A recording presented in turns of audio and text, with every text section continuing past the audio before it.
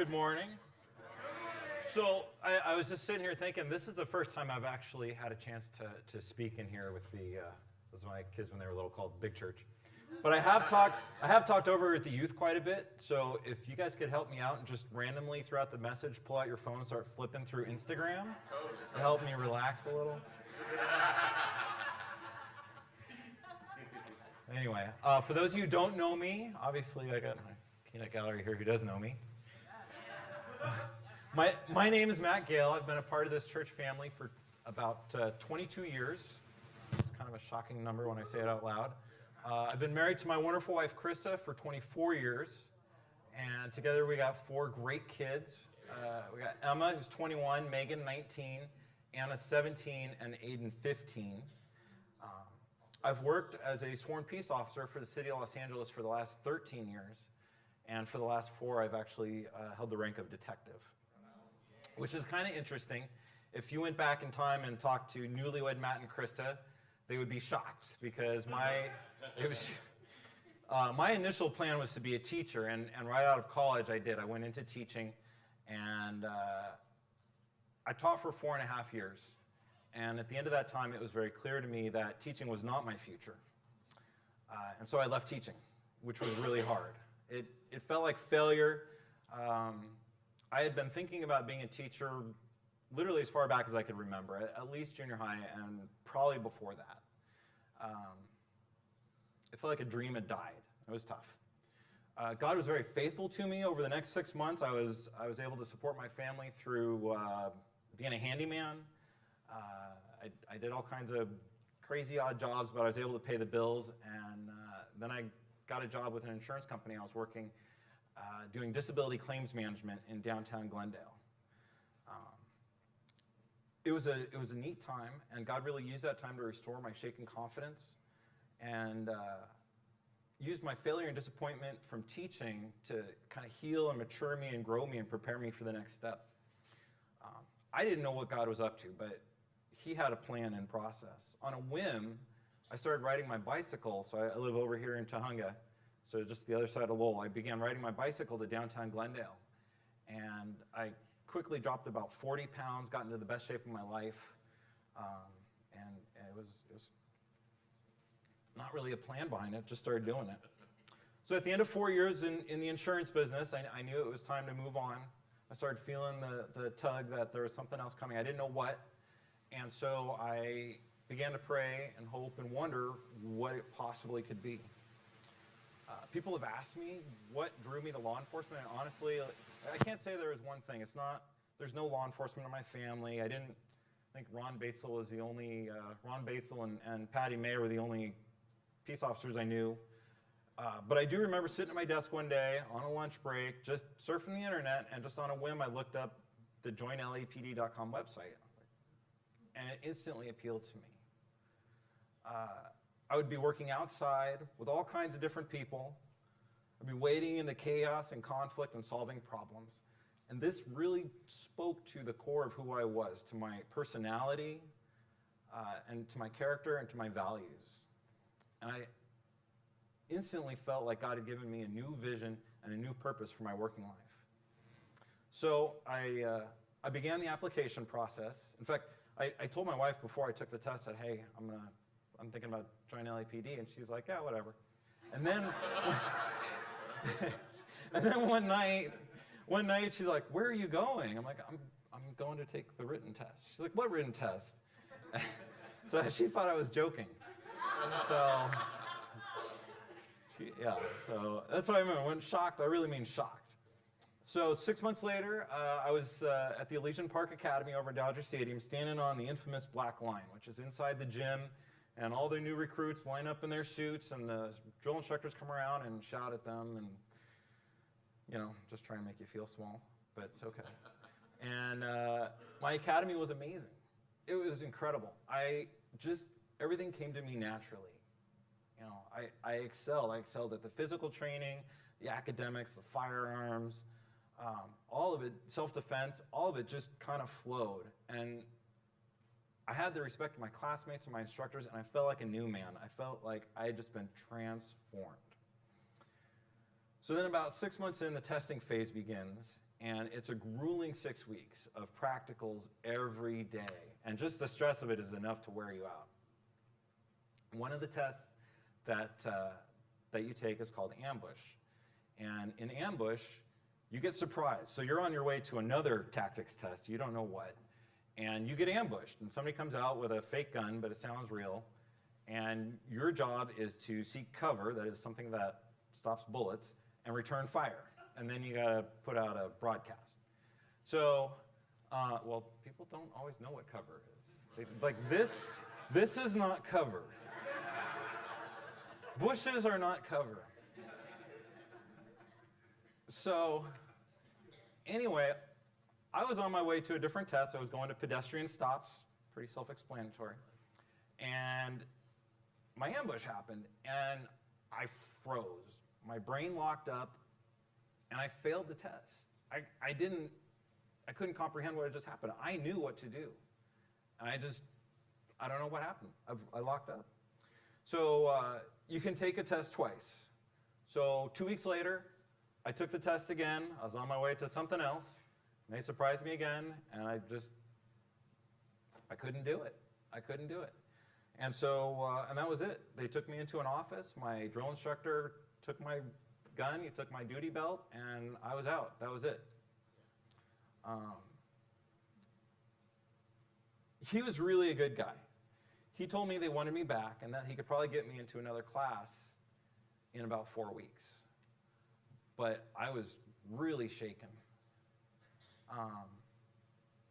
I was sure I was on the path God had put me on.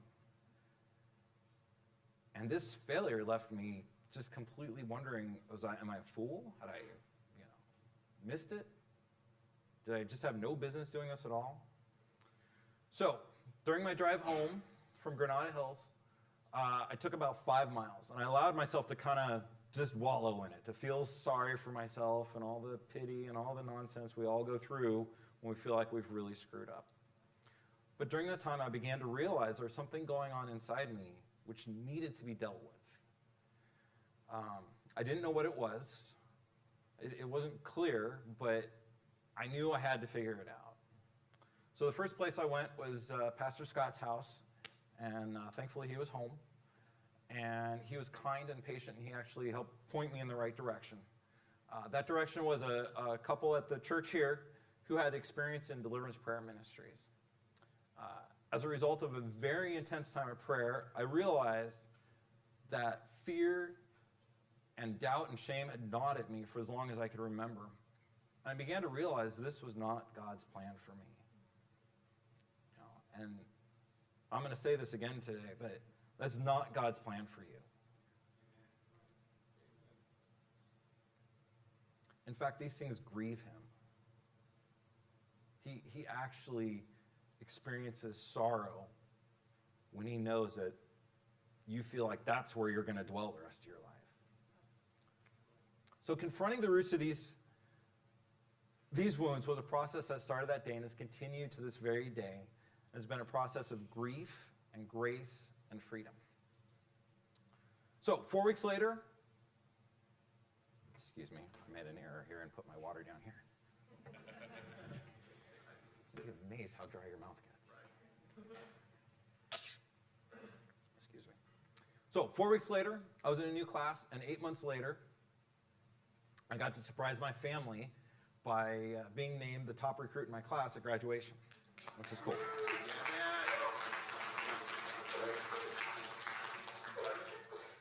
But regardless of the results of my academy, what God started in me 8 months prior is more precious to me, more important to me than any accolade or reward I could have received.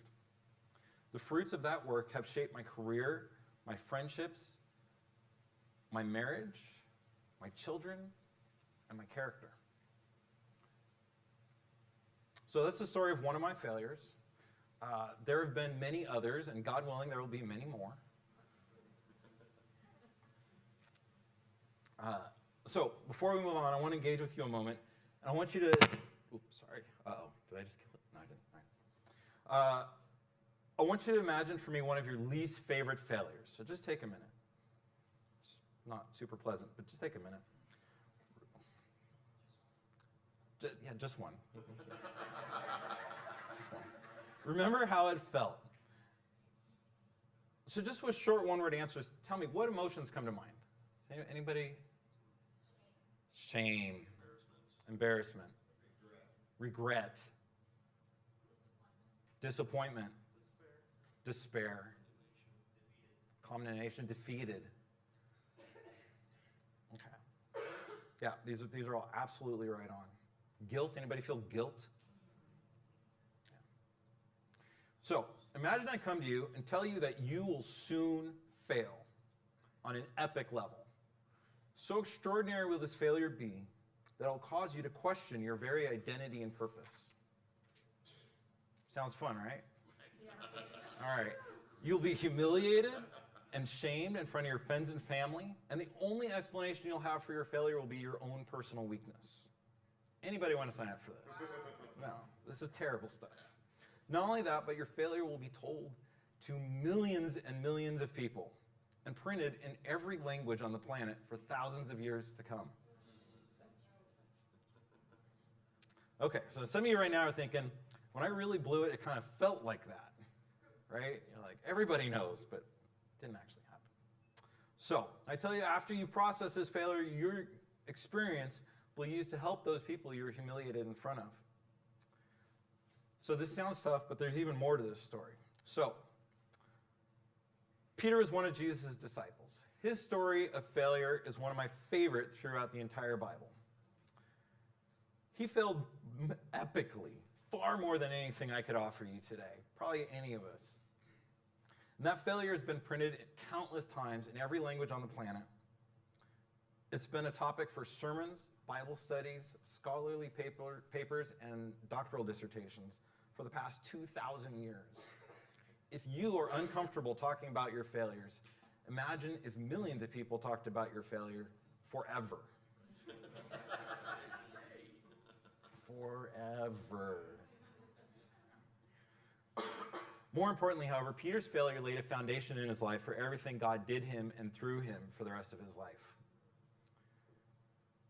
and continues to encourage and strengthen brokenhearted people to this very day. So, Jesus is calling us to make a radical change in our lives in a very ordinary way. And change means risking failure.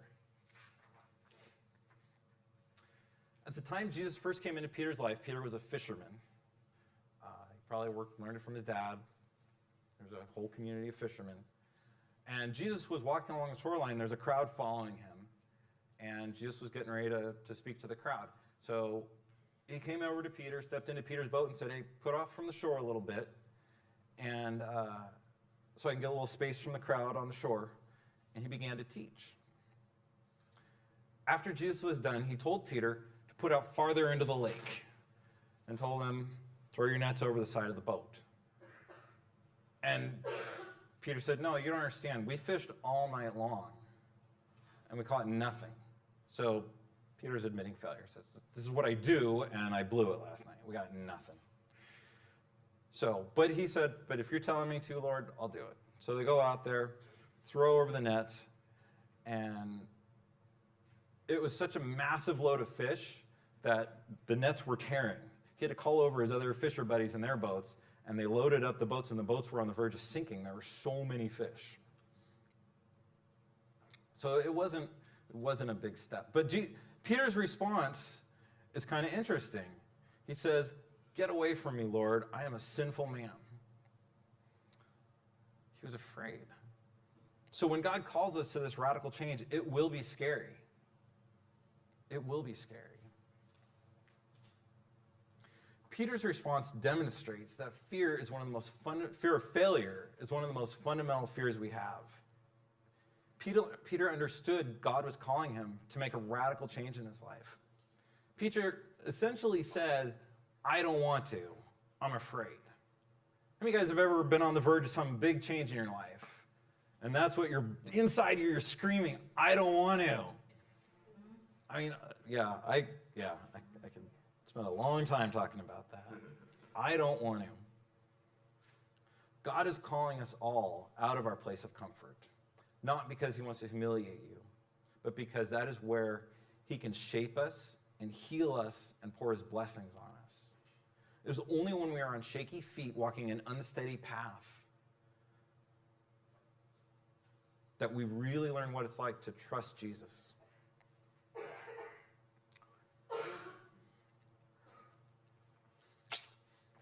So, it will probably be something, this radical change will probably be something you've already failed at. Peter's first step of faith was not some huge, powerful work of healing or preaching to thousands of people. Jesus simply told him to try something at which he had just recently failed. Peter obeyed, and he was abundantly blessed for it. He may be calling you to make a radical outward change. And some of you guys thinking, I'm going to go be a missionary in Africa or something. But I really believe the most important radical changes he calls us to make come through how we interact with the people he's placed in our lives. Every time I respond to God's calling to treat my wife, my children, my parents, my friends, the people I work with God's love, I am making a radical change. Because by nature, I am rude and selfish and controlling. So, where is God calling you to make a radical change this morning? Does this stir up fears of failure and inadequacy? Then you're probably on the right track.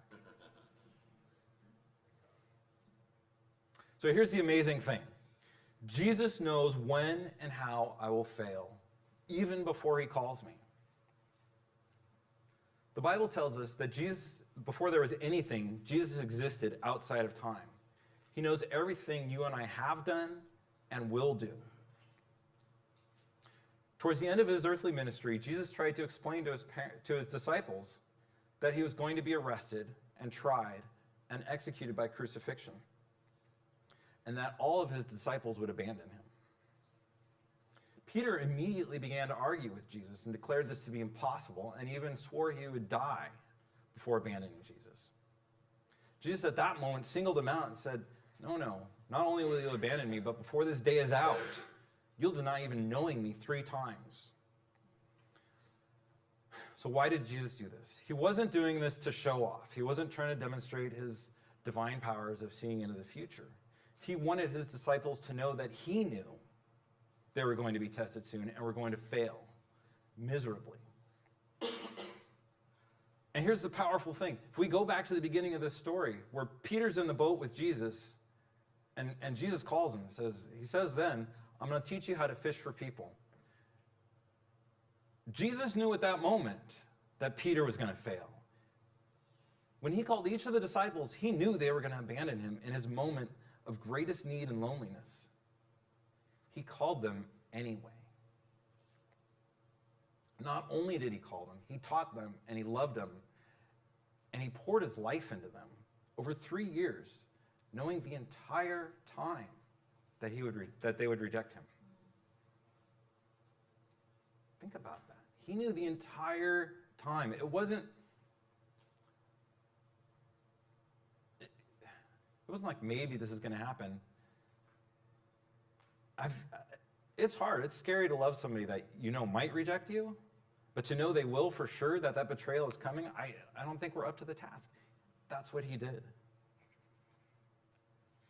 Jesus calls each and every one of us, even though he knows we will let him down. He doesn't do this because he feels bad for us, but because he sees the final product when he looks at us. When he looks at me, he doesn't see a middle-aged man with low back pains and a short temper and a tendency to isolate when he's really stressed out. He sees the man I will be when he returns again, and all the sin and brokenness of this world falls away. We are not actually charity cases. We just don't have all the information yet. You will fail, and I will fail, and failure is frightening. What we need to constantly remember is that God knows we'll fail, and he calls us anyway. So Jesus is not embarrassed by my failure. Within a few hours of Jesus telling Peter that Peter was on the verge of failing, Jesus was arrested and put on trial. This was a fraudulent trial during which Jesus was openly lied about and mocked and accused of rejecting God. They wanted to humiliate Jesus in the deepest, most personal way possible. And the people who put on this trial did it solely out of jealousy and a desire to consolidate their own power. It was one of the most unjust, unfair moments in human history. So during the trial, Peter decides to follow along, and he winds up in the courtyard of the high priest's house where the trial was being held. And there's a small crowd in the courtyard, and there's a fire, and they've all gathered around the fire. And these people begin to recognize Peter. And they go, yeah, you're one of Jesus' followers. So they confront him on it. And in a very short period, almost casually, Peter denies knowing Jesus 3 times. And at that moment of the final denial, Jesus looked directly at Peter. At that moment, Peter realized what he had just done, that he had disowned the man whom he had sworn to die for. I'll say that again. Jesus looked directly at Peter. That is an amazing moment. So how many of you guys have taught a little kid to ride a bike? Okay. So I bet a lot of you had that moment where you're teaching them, they're kind of shaky, and they get a little too far away from you, and and they're about to crash, but you can't get there in time, right? What do you do? What do you do at that moment? Do any of you able to watch, or do you guys got to like cover your eyes or look away? You're like, oh, because you know they're going to wipe out. You cringe, yeah. Like, it's hard to watch. It's hard to watch failure. It's really hard to watch. Jesus didn't look away. In the midst of his terrible ordeal he was going through, hours away from the torture of crucifixion, Jesus paused to look at Peter. What did Jesus see when he looked at Peter? I think he saw a frightened and confused man. But I also think he saw a mature and capable leader. He saw what Peter was in that moment, but he also saw what Peter would become. The same is true for all of us. When we fail, God doesn't look away from us or cover his eyes, and I don't think he wants us to either. Because that is when we learn what it really means to trust him. Jesus wants to use my failure to heal and grow me. He wants to use your failure to heal and grow you into the man or woman he's calling you to be. So follow along with me as I read John 21, 1 through 17. Later, Jesus appeared again to the disciples beside the Sea of Galilee. This is how it happened. Several of the disciples were there: Simon Peter, Thomas nicknamed the twin, Nathanael from Cana in Galilee, the sons of Zebedee, and 2 other disciples. Simon Peter said, "I'm going fishing." "We'll come too," they all said. So they went out to the boat, but they caught nothing all night. At dawn, Jesus was standing on the beach, but the disciples couldn't see who he was. He called out, "Fellows, have you caught any fish?" "No," they replied. Then he said, "Throw out your net on the right-hand side of the boat, and you'll get some." So they did, and they couldn't haul in the net because there were so many fish in it. Then the disciple who Jesus loved said to Peter, "It's the Lord." When Simon Peter heard that it was the Lord, he put on his tunic, for he had stripped for work, jumped into the water, and headed to shore. The others stayed with the boat and pulled the loaded nets to shore, for they were only about 100 yards from shore. When they got there, they found breakfast waiting for them, fish cooking over a charcoal fire, and some bread. After breakfast, Jesus asked Simon Peter, "Simon, son of John, do you love me more than these?" "Yes, Lord," Peter replied. "You know I love you." "Then feed my lambs," Jesus told him. Jesus repeated the question, "Simon, son of John, do you love me?" "Yes, Lord," Peter said. "You know I love you." "Then take care of my sheep." Jesus said a third time, Jesus asked him, "Simon, son of John, do you love me?" Peter was hurt that Jesus asked the question a third time. He said, "Lord, you know everything. You know that I love you." Jesus said, "Then feed my lambs."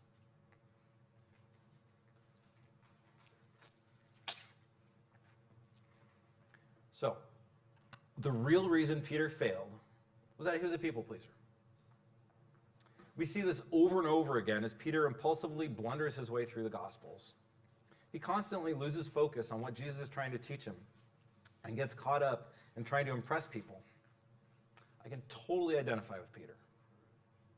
The only way Peter was ever going to understand what a horrible trap people-pleasing is was to fail on such a massive scale that he thought he had ruined everything. When Jesus met Peter on the shore, he went right to the root of Peter's problem. His question was incredibly penetrating. Do you love me more than your old life as a fisherman? More than the approval of other people? More than the acclaim of the crowds that followed us around for 3 years? More than your own high opinion of yourself? Part of what Jesus was asking Peter was, are you willing to trust me now and become the man I am calling you to be? Failure is where God teaches us to depend on him. My failure in the academy 13 years ago was partly about insecurity and shame and the general sin and brokenness that comes from being raised by sinful and broken people. There's nothing unique or special about my woundedness. That people are messed up is one of the most fundamental truths found in the Bible. My own children will have struggles that are a direct result of being raised by the sinful and broken man that I am. That God is willing to continue to faithfully heal and restore these things in me and them is the very definition of grace. But the real point that he wanted to learn was that if I was going to accomplish anything, if I needed, it needed to be grounded in trusting Jesus first. When I went into the academy, I was dominated by the idea that if I was smart and strong and competent, then people would approve of me. And this deep, aching need within me would be satisfied. But God loved me so much that he allowed me to fail so that this lie could be exposed. There's only one person who can heal that hole within each of us. But we learn that truth through failure. It is only when we fail that we get a sense of our own inadequacy, our own incompleteness, and his faithfulness. After Peter failed, Jesus was there on the shore, grilling some fish, waiting to call Peter back. Waiting to call him back. In a sense, he had been waiting forever to call him back. That moment was planned from the beginning of everything.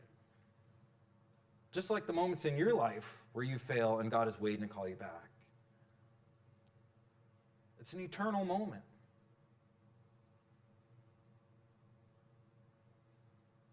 So he's there grilling some fish and he says, basically, Peter, do you want to live a life worth living?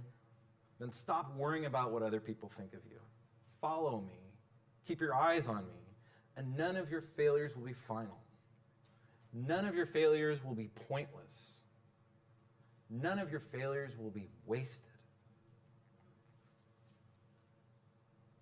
Have you failed? Are you in the process of failing? Have you spent a lifetime terrified of failure because of what others might think of you? Jesus is waiting for you to come and trust him. He wants to look you in the face at your worst possible moment. He's not afraid of your failure. He certainly sees who you are, but he also sees who you will be if you're willing to start trusting him today. So I just want to take a moment with you guys. If you've never put your trust in Jesus, or if you realize you haven't been and you want to start again, I just want to give you a moment to do a little business. And you can just pray to yourself in your head or under your voice. Just give you a moment here.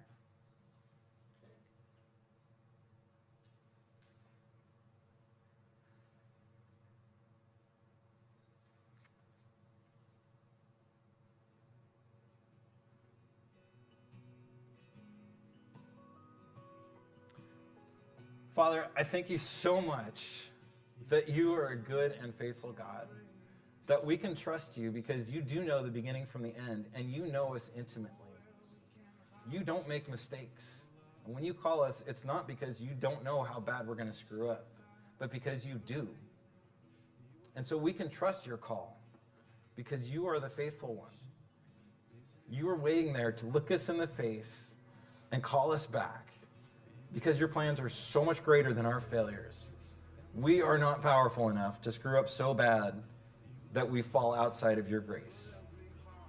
So I just pray for everybody here that we can carry this into this week and into every relationship in our lives.